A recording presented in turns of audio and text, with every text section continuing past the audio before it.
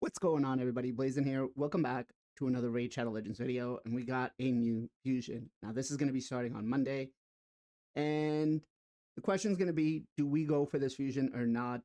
Is it worth it? Because it looks good on paper, but we don't get the multipliers, right? So, anyways, legendary, defense-based, and it is for the High Elves, and we have Lysanthrol Beastmane. Wow. Why can't we just come up with like dyslexic friendly names? So here's the first thing. Defensive based nukers, and his skill kit does read nuker, right? But defensive based nukers are really challenging to make. So let's go ahead, let's break down the skill kit real quick, right? His A1 attacks one enemy 2 times. Each hit has a 75% chance of placing a hex debuff on the target for 2 turns. Places a 30% increased crit damage on this champion for 2 turns.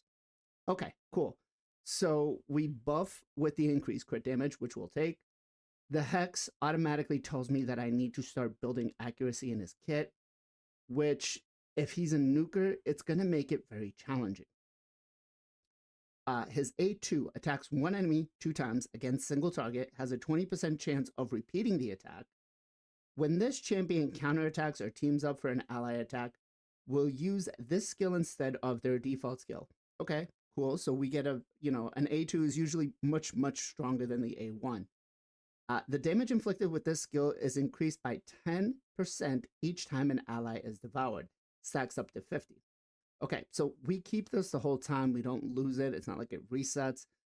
Now, we'll do a little bit of a showcase in just a minute here, just to kind of compare the numbers. But if this doesn't have a high multiplier, because again, defensive based nukers don't really smack that hard in Hydra. You guys can let me know in the comments below.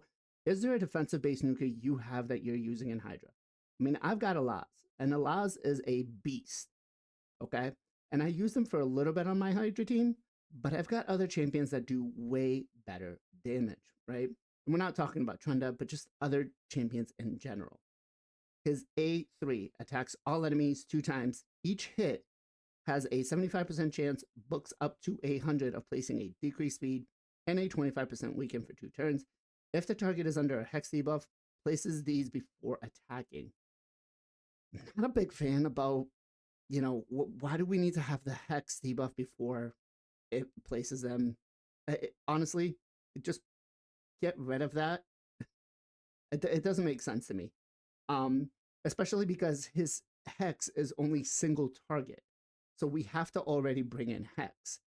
Now, again, defensive base nuker, we have to build accuracy. It's already not appealing for me for Hydra, right?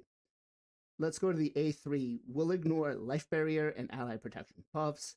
Increases this champion's defense by 5 for each active buff on the champion, stacks up to 50%. And defense in all battles, 28% for an aura. Okay, so the passive, here's where I have an issue with it. I like the life barrier, but I feel like if they did poison cloud instead of ally protection, because even life barrier I don't feel is a problem. I feel the problem is the poison cloud, right? That's where a lot of the players get kept. As for the increases the 5% for each active buff, here's the thing. Yes, we can get to that 50%, but now we have to use protection buffs, right? So we have to use a protection set on whoever our champs are. Granted, protection sets have a really good use for Hydra for, non-enemy max HP hitters. It's going to give them a little bit more of a damage boost. But if you get the head of, Decay or whatever, or Mischief, sorry, it's going to strip the buffs. And if that happens and it gets spread out, kind of sucks, right? So overall, the skill kit screams Hydra.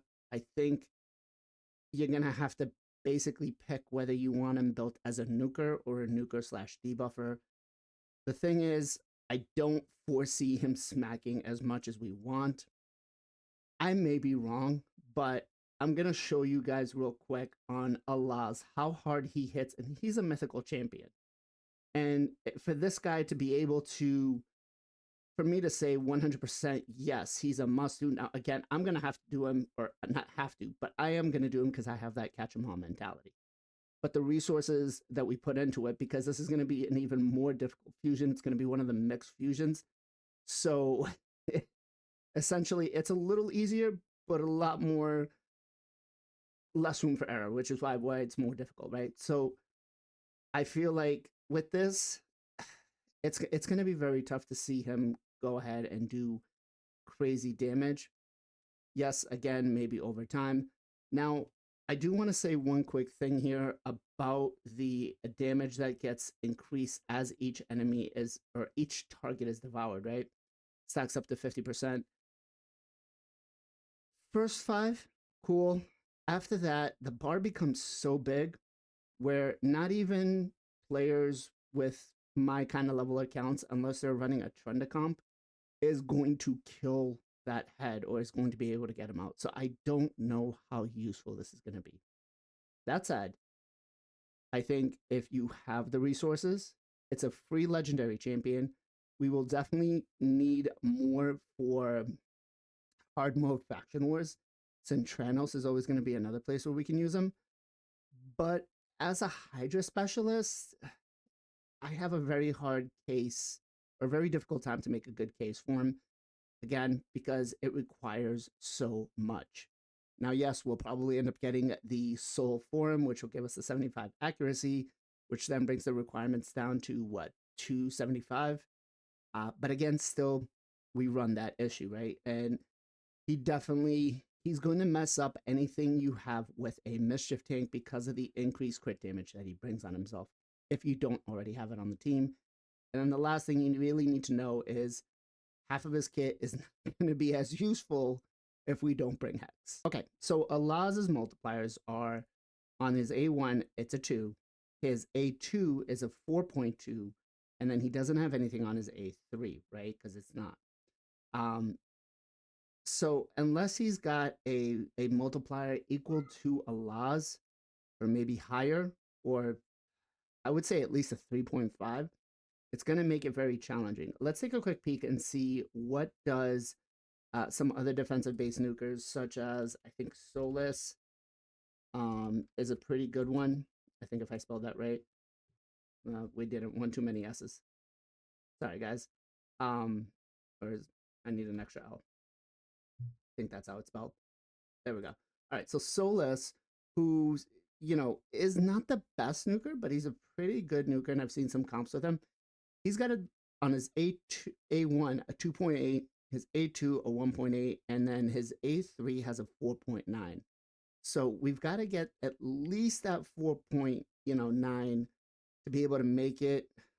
If it doesn't have at least a 4.9, I can't really say it's going to be good, right? So let me show you guys. This is what I have my Alaz built with: 300 speed, 7.3k defense, and 353 crit damage. So let's go into Hydra real quick. All right, so we're gonna bring in Lamasu and Lydia to just give us a little bit of a boost so we can get the decreased defense down first. So here we go. Use that on Lydia.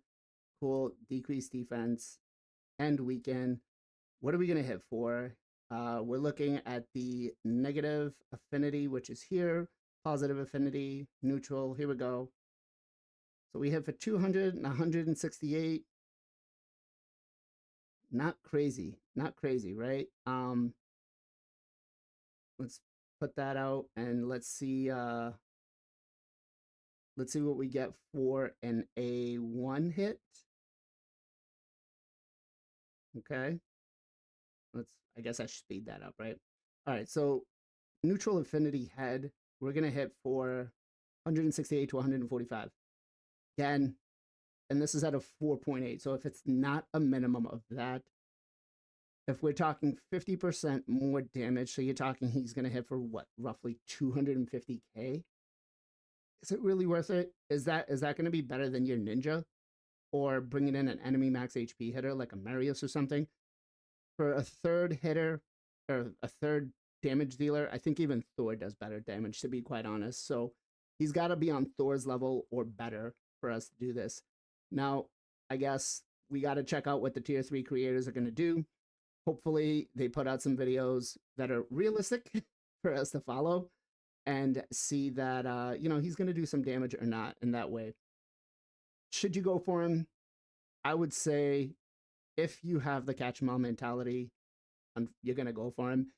If you have the resources, I would definitely say go for him just because of what's going to happen down the line. And now I know there's a lot of what ifs, but it's the what ifs that are going to get you to be like, well, I'm going to kick myself if I can't miss this. And I will tell you guys this, the Packmaster Shayak, I missed out on that fusion. I was upset, right? Because he could do a whole bunch of stuff. But then he got nerfed because they nerfed Taunt. So where is he now? That said, I want to hear from you guys in the comments down below. Will you be going for him? Will you not? Are you a catch 'em all mentality and that's why you're going for it? Do you have the resources, or is that what's stopping you from going for this fusion? Put it down in the comments down below. Join us every Sunday, 2 p.m. EST for the Knights of Teleria podcast, where we dive into the world of Raid Shadow Legends, discussing everything from free-to-play strategies to pay-to-win insight, and covering the journey from early to mid-game. Whether you're a newbie or a seasoned player, we have something for everyone. Don't miss out on the Knights of Teleria podcast, the only podcast for Raid Shadow Legends. As always, much love, much appreciation. Be safe, be well, be good to each other, and I'll catch you guys next time.